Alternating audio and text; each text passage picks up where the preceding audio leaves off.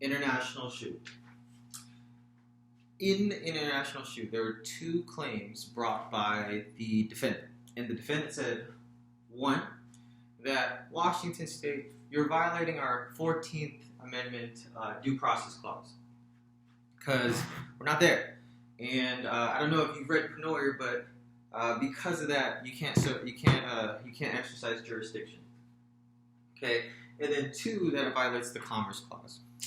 That we're not going to go into because frankly, I don't remember it if we did talk about it. But the holding, this is a big one, so you might need to like pause and kind of read some of it. But I have it down as such. One is that Washington does have jurisdiction, and so that is going to imply holding number two, which is Pennoyer is thus overruled.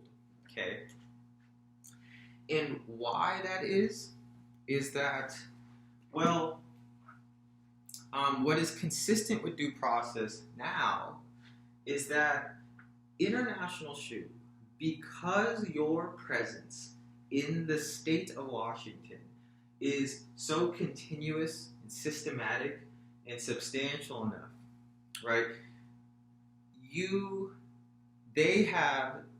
The Washington State can hail you into Washington State and exercise jurisdiction of you. Okay. Moreover, because you in the forum state get the protection and the benefits of their law, right?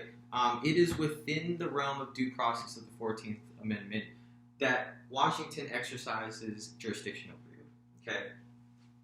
And on another note is that the service, and I think I'm going to kind of redact some of the things last video, that service was presented in person there. It was over mail and in person, okay? So that was enough. So that condition we don't need to worry about, okay? The most cited part of international shoe is this quote here, and the justice delivering the opinion was Chief Justice Stone, okay? And it is, I have it down because you just see it so often, that due process requires only that in order to subject a defendant to judgment in personam, right?